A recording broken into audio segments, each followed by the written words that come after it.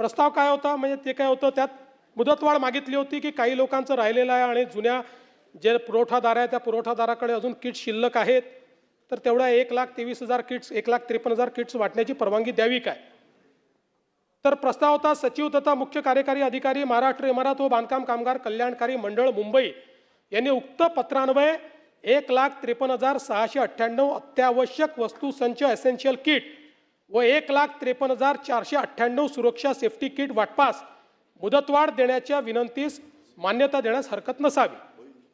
आणि मग पुढे त्यांनी असंही म्हटलं की सद्यस्थितीत मंडळाकडे 20,67,000 बांधकाम कामगारापैकी 13,84,730 एवढ्या बांधकाम कामगाराची नोंदणी जीवित आहे, सक्रिय आहे.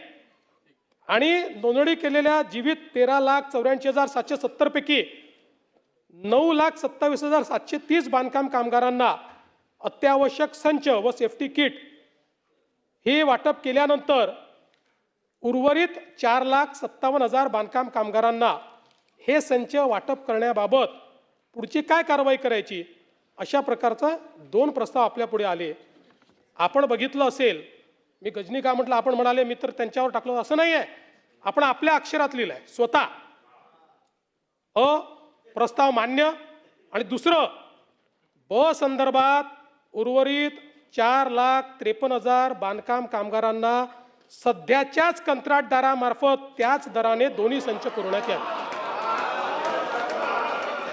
तर आपलं अक्षर आहे. पाहिजे तर आपला आक्षेप असेल तर फॉरेन्सिकला पाठवून देतो.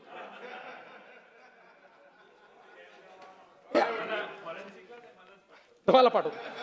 नाही, मी आपल्या हितवर शंका घेत नाही. म्हणजे असं आपण बेनोव्हेलंट लोक आहोत, आपल्याला असं वाटू शकतं की 4,53,000 कामगार राहिले आहेत आणि मग पुढची प्रक्रिया करायला वर्ष जाईल, त्यामुळे देऊन टाका बाबा. पण मी आपल्याला एवढंच सांगू इच्छितो की आपण जे आक्षेप माननीय आमच्या फुंडकर साहेबांवर घेतले, बिचारे नवीन मंत्री आहेत, मग त्यांच्यावर झाले की नाही खात्यावर, म्हणजे तर हे ठीक आहे.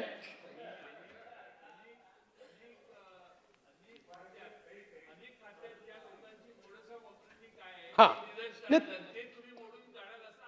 अगदी तेच करायचं आपल्याला. त्यानंतर एवढंच नाही तर मी ही जी तुम्हाला म्हणजे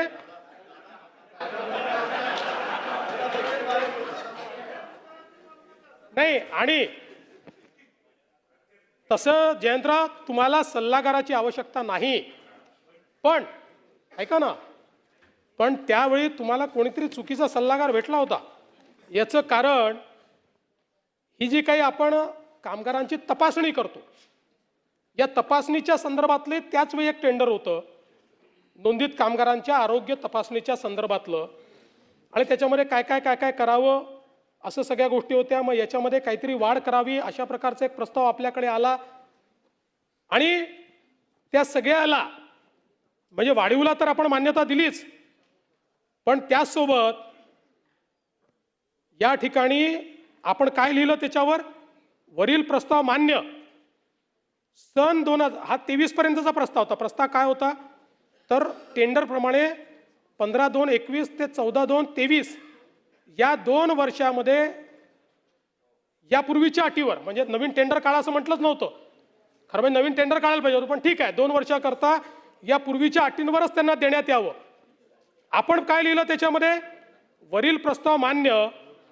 सन 2023 नंतर मुदतवाढ देताना, म्हणजे आधीच ठरवलं तुम्ही मुदतवाढ द्यायची आहे, ही मुदतवाढच होती. मुदतवाढ देताना मागील काम योग्य असल्यास विभागाच्या सचिवाकडून त्यांच्या स्तरावर मुदतवाढ देण्यात येईल.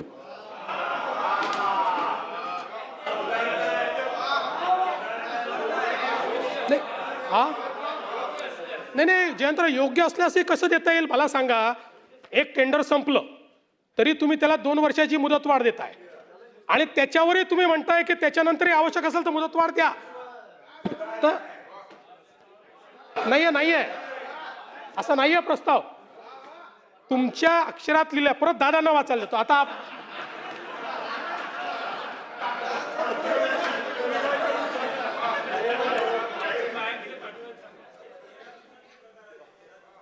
परत मला व्हेरीफाय झालं. मला तुमच्या हेतूवर शंका घ्यायची नाही आहे. मी तुम्हाला सांगू इच्छितो की हे जे काही तुम्ही सांगताय, खात्यामध्ये उत्तम काम आपले मंत्री करतायत, चांगलं चाललं. आणि आता आपण एक अजून मुद्दा उपस्थित केला की अशा अटी आणि शर्ती का टाकल्या टेंडरच्या. मी आपल्याला निदर्शनास आणून देतो की आत्ता टेंडरच्या ज्या अटी शर्ती आहे 100% CVC गाईडलाईन प्रमाणे. त्याच्यात डायल्युशन जर केलं तुम्ही म्हणताय ते, तर CVCच्या गाईडलाईनचा त्या ठिकाणी भंग होईल. आणि म्हणून CVCच्या गाईडलाईन प्रमाणे अटी व शर्ती टाकून याचं टेंडर होत आहे. आता ते टेंडर कोणाला मिळणार, काय मिळणार, याच्यामध्ये मला जायचं नाही. जो पात्र असेल त्यांनी ते टेंडर भरावं आणि ते टेंडर घ्यावं. इथे कुठेही रिगिंग याचं करण्यात येणार नाही. आणि मी त्या दिवशी तुमच्या प्रश्नाच्या उत्तरात सांगितलं की भांडे वाटप वगैरे या ज्या आपल्या अतिशय लोकप्रिय स्कीम्स आहेत याच्यामध्ये काही पारदर्शिता आणण्याची आवश्यकता आहे. आणि म्हणून या सगळ्या स्कीम्समध्ये पारदर्शिता आणायची, काही प्रमाणात अजून नवीन स्कीम्स घ्यायच्या का, कुठे DBT करायचं काय, या संदर्भात सुप्रीम कोर्टाने गाईडलाईन्स दिलेले आहेत. आपल्याला माहिती आहे की हे पैसे दुसरीकडे खर्च नाही करतायत. लाडक्या बहिणींना द्यायचे ठरवले म्हणजे त्यांच्याकडे 5-7 हजार कोटी रुपये आहेत. इकडे आपल्याला कर्ज घ्यावं लागतं, पण ते आपण लाडक्या बहिणींना देऊ शकत नाही, ते यांनाच आपल्याला द्यायचं आहे. त्यामुळे अजून काही नवीन योजना पारदर्शीपणे आणण्याची जर परवानगी मिळाली तर निश्चितपणे आम्ही त्या योजनाही या ठिकाणी आणण्याचा प्रयत्न हा निश्चितपणे करू, हे मी सांगू इच्छितो.